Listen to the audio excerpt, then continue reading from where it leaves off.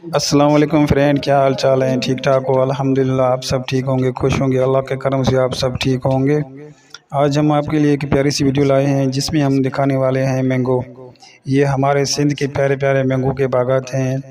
वो बागात का हम आपको दिखाएंगे कि ये पेड़ों से किस तरह से मैंगो को उतारा जाता है और किस तरह से इसकी पैकिंग की जाती है। वो वीडियो हम आपके लिए लाए हैं।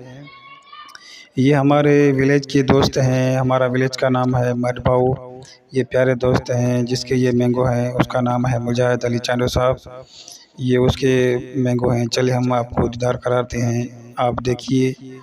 और फ्रेंड हमें ज़रूर बताइए ये वीडियो आपको कैसी लग रही है। अगर ये वीडियो आपको अच्छी लग रही है तो बराए मेहरबानी करके कमेंट्स करके और लाइक करके हमें बताइए कि ये वीडियो आपको कैसी लग रही है, और चैनल को ज़रूर सब्सक्राइब कीजिएगा। चलिए नाज़रीन, वीडियो की तरफ चलते हैं, देखिए आप वीडियो।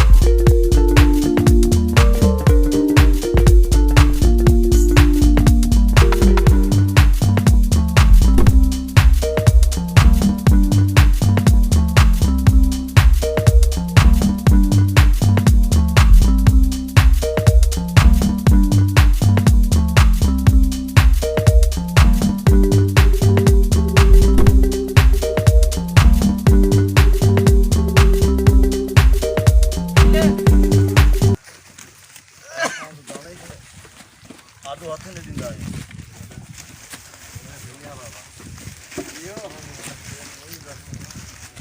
चावो बताओ बताओ वेड़ सिनेमा में कितनी गई आ वेड़ तो तीनों जी को जो वेड़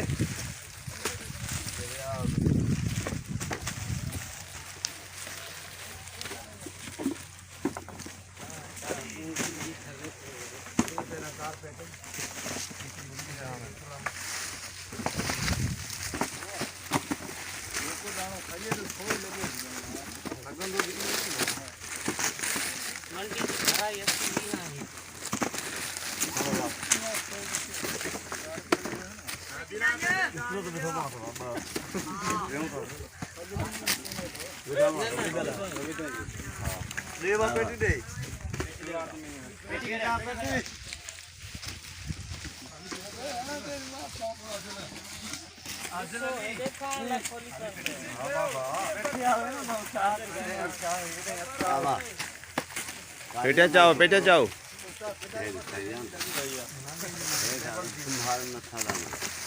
ए गोल फराइंदा था हां गोल फराइंदा था जाने वाली अंदर ना तुम हिकुरो पसंद करे ये बस कारपेट बा तो ले विचे दाने पैसे हटा तो फुल पूरे बिक दी मुझे ना मन लगता आ बाबा चलिया हो चोक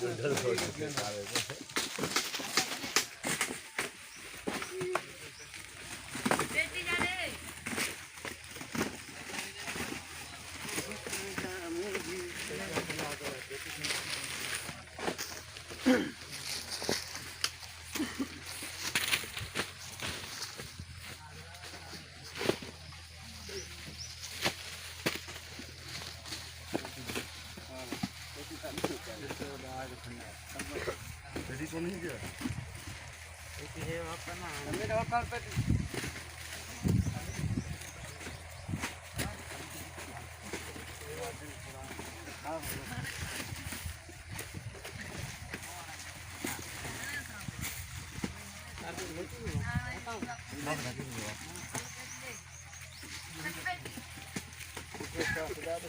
हाँ बाबा अलग काठा नहीं अलग काठा बाबा